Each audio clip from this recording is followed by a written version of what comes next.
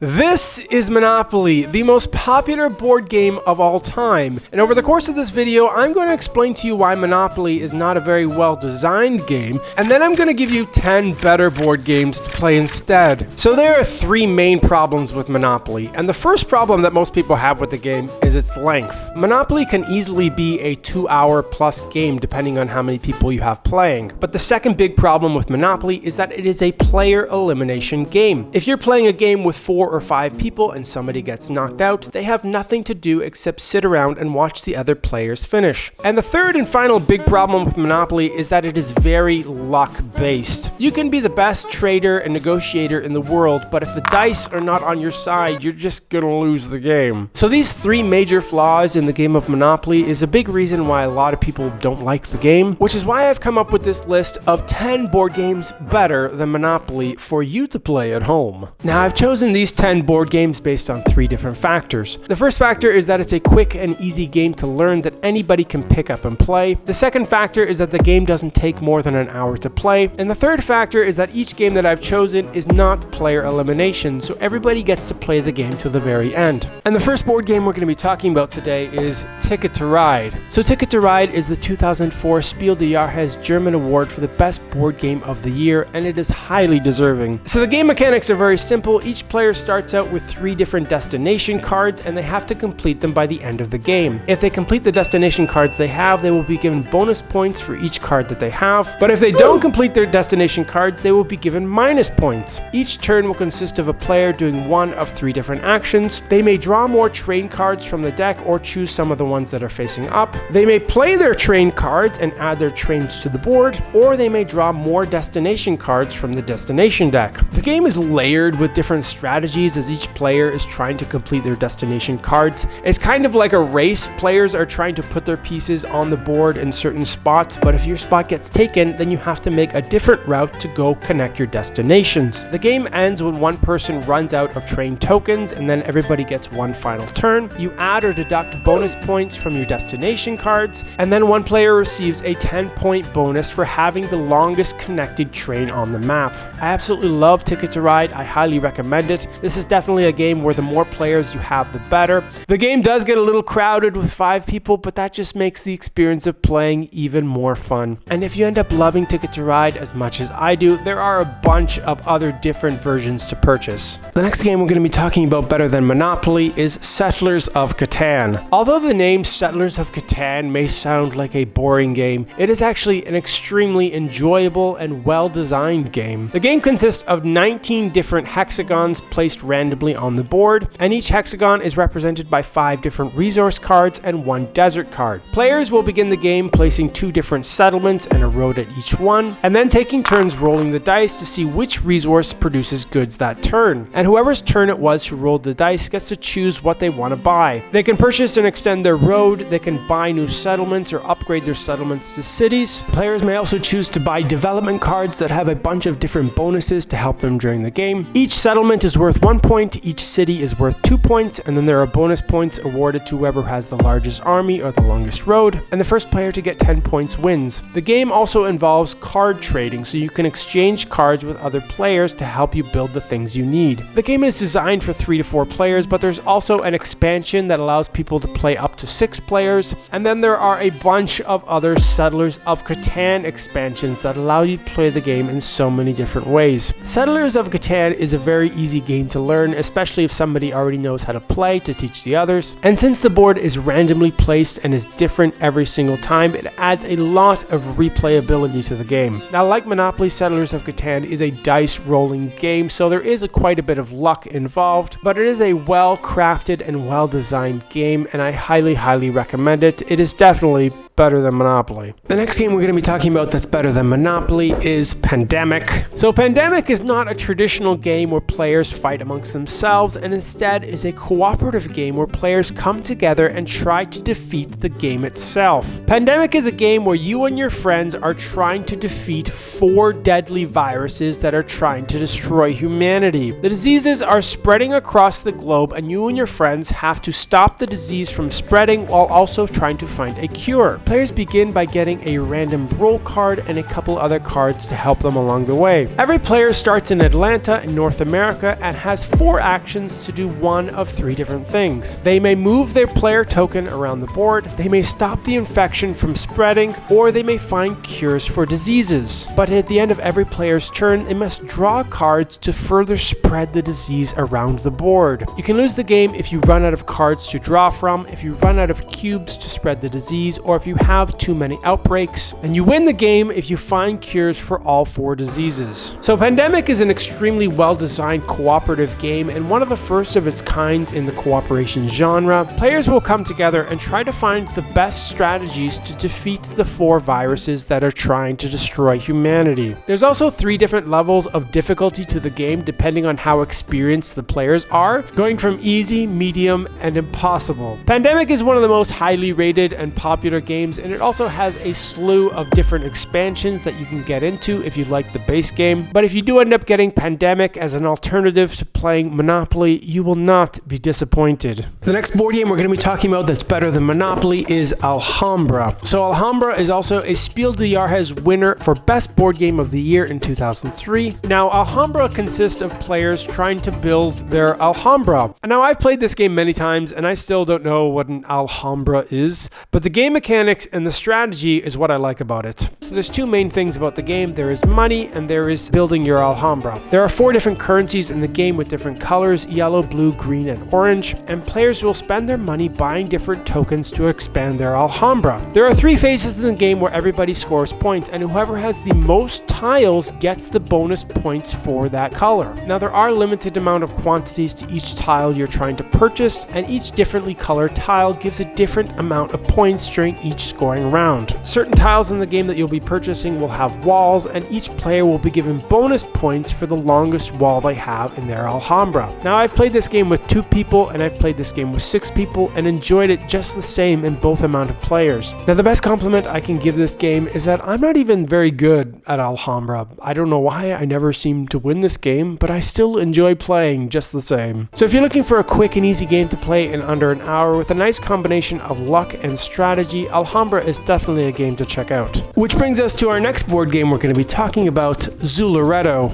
So again, this is another recipient of the Board Game of the Year Spiel des Jahres for 2007. So Zooloretto consists of players building a zoo. Each player starts with a zoo board with 3 different enclosures for different animals of 4, 5, and 6 spaces, with the option to purchase a 4th enclosure for even more animals. The game consists with each player choosing a random token with either an animal on it, a vending stall, or a coin tile. As the trucks have more and more tokens on them, players will have the option to choose which truck they want. Players can wait for the trucks to be full and get 3 nice tokens, or they can choose a truck with only 1 or 2 tokens on them. Once a player chooses a truck, their turn is over for that round, and they must place their tokens into their zoo enclosures. The game consists until most of the tokens have been played, and players score points at the end of the game based on how their enclosures are filled. Players can also birth baby animals into their zoo if they get 2 animals of opposite sex and the same species. So Zooloretto is a great game to play in about an hour. There is no player elimination like Monopoly, and it is just a well-designed and crafted game. The game also has a lot of replayability. Even if you played this game 100 times, you can still find a lot of enjoyment out of it. Which brings us to our next game that's better than Monopoly, Carcassonne. So yet again, we have another Spiel des Jahres winner for 2001 Best Board Game of the Year. So Carcassonne is a tile-laying game where each player takes turns choosing 1 random tile and placing it somewhere on the board. Now where a player puts these tiles and whether or not to add a meeple to the tile is where the strategy of the game comes into play. There will be tiles with roads, there will be tiles with cities, and there will be tiles with cloisters. Now once a player adds a tile to the board, they have the option of adding 1 of their 7 meeples to that tile. Their meeple can either be a thief on the road, a knight in the city, or a monk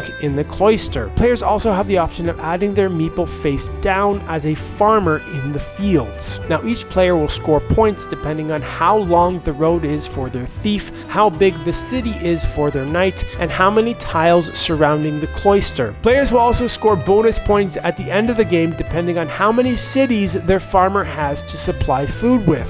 Carcassonne is designed as a 2 to 5 player game, but the game really shines as a 2-person game. I find the game is fantastic at 2 people, great at 3 people, but at 4 and especially 5 people, the game becomes kind of crowded. If you're playing with 5 people, you can do a turn and then watch as 4 other people go after you and completely ruin any plans you had during your own turn. But like I said, as a 2-player game, it is absolutely spectacular as you and your opponent go back and forth trying to strategize and placing your tiles in just the right spot. Can't say enough good things about Carcassonne, well deserved for the 2001 Spiel des Jahres winner. Which brings us to our next game, King of Tokyo. So King of Tokyo is players playing as kaiju monsters trying to compete for the dominance of Tokyo. The game plays from 2 to 6 players, but it really shines as a 3 to 4 person game. Players start by choosing their own kaiju monster, starting with 0 points and 10 health. The first player to destroy every other kaiju monster or reach 20 victory points wins. Players will take turns taking these 6-sided dice and rolling them, with the option of re-rolling the dice 2 more times. Each die consists of the numbers 1, 2, 3, a heart, a fist, and an energy lightning. If you get 3 of a kind for the numbers, you claim that many victory points during your round, with an additional bonus point for every other number that you collect. If you get hearts and you are not inside of Tokyo, you can regain health. If you get a fist, you can punch your opponents and decrease their health, or if you get energy, you can collect them to purchase different cards. Now the cards for King of Tokyo is where the game really shines, where it has a bunch of different special abilities that you can add to your kaiju monster. There are 66 different cards that players can purchase to upgrade their kaiju monsters, with cards like adding an extra die to your roll, adding an extra roll, gaining more energy, adding more attack power to your kaiju monster, and so on and so on. Now when you're playing King of Tokyo, the first person to throw a fist punch puts their player in Tokyo, and anybody who's in Tokyo gets attacked by every other player. However, the monster that is in Tokyo has the ability to attack every other player who's not in Tokyo simultaneously. The simple option of choosing what to do with your dice during your turn and how to spend your energy to buy certain cards adds a lot of strategy to the game. Even though King of Tokyo is not a Spiel des Jahres winner like a lot of the other board games we have today, it is just a great and overall fun game to play. Which brings us to our next board game, Dixit.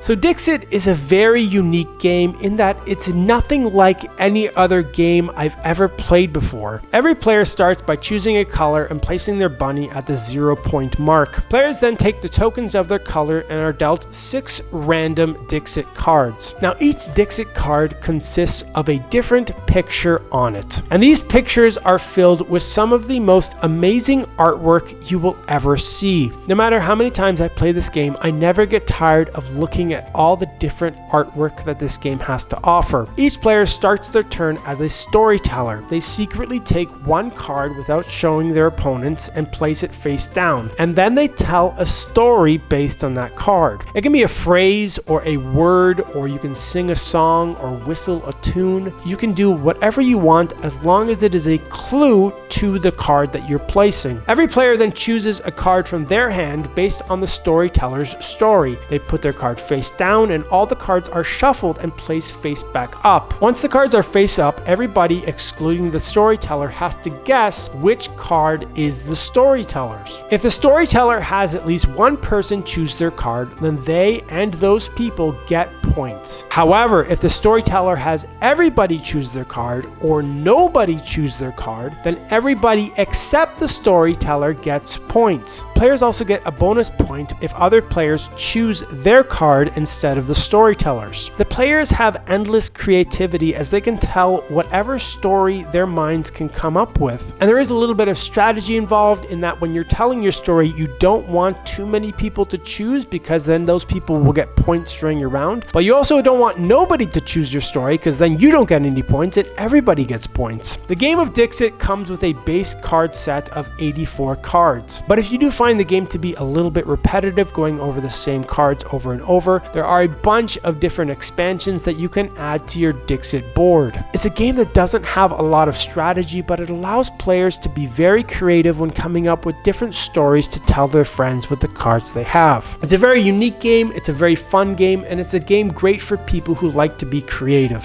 Which brings us to a completely different game, Scotland Yard. The game consists of a map with 199 different locations. Players will choose somebody to be Mr. X, the thief on the run, and everybody else will be detectives trying to find the thief. Every person will be given a random starting location on the map, and players will be given 22 different cards of 10 taxis, 8 buses, and 4 undergrounds. These are the limited amount of times players may use each mode of travel. However, Mr. X, the person on the run, has unlimited travel and can go wherever they want. Mr. X, the person on the run, starts their location hidden, but at certain points during the game, Mr. X must reveal their location. If Mr. X can go 24 turns without being captured, he wins, or the players can win if one person puts their piece on the same spot as Mr. X. The game is essentially a cooperative game where players come together and try to find out where Mr. X is. The game even comes with a hat for Mr. X to wear to hide where their eyes are looking on the board. So the game is designed for 3 to 6 players, but really you can play it as a 2-person game if you want, where one person takes on the role of 5 detectives and the other person plays the role of Mr. X. This game has been around since 1983, but even in the 21st century, it is a great game to play. Highly recommend Scotland Yard. Very easy game to learn, very quick game in under an hour, but lots of strategy and lots of fun. And finally, we come to my 10th board game recommendation,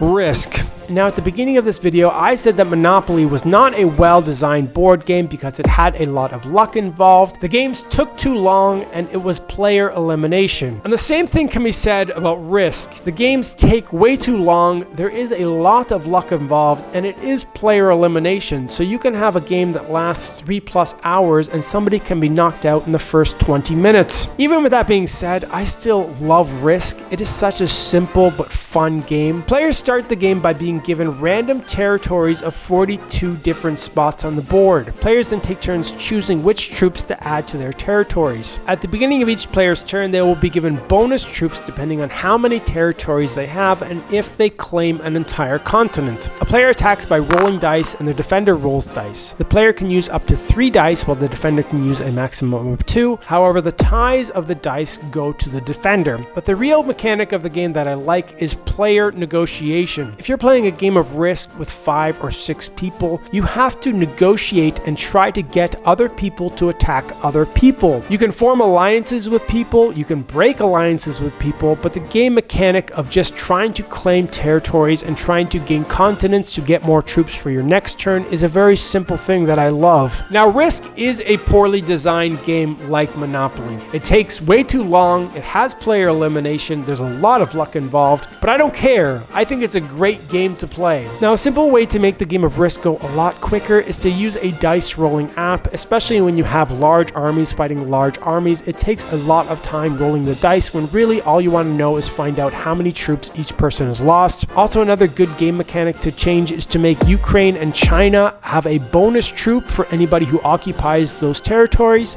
This makes the continents of Europe and Asia more accessible as they have the most territories to defend. And the third and final way to improve the game of Risk is to change the way that the board is laid out. Instead of having Asia connect with North America, instead do the connection from Eastern Australia. This makes Australia have 2 points of defense, and it also puts it right next to North America, while also making Asia a better place to defend as it has 1 less territory that you have to defend from. Now, if you buy the game of Risk today, a lot of the base sets only come with a maximum of 5 players, but my Risk board is from 1993 and it comes with up to 6 players. I also have another map of the Risk board to play in, and I also have 4 of the same Risk boards and painted each different set, so my games of Risk can play up to 20 people. I absolutely love the game of Risk. It's a game I played as a kid with all of my cousins. If you're using a dice rolling app, the game goes a lot quicker, and even though it has a lot of luck, the game takes a long time to play and it is player elimination.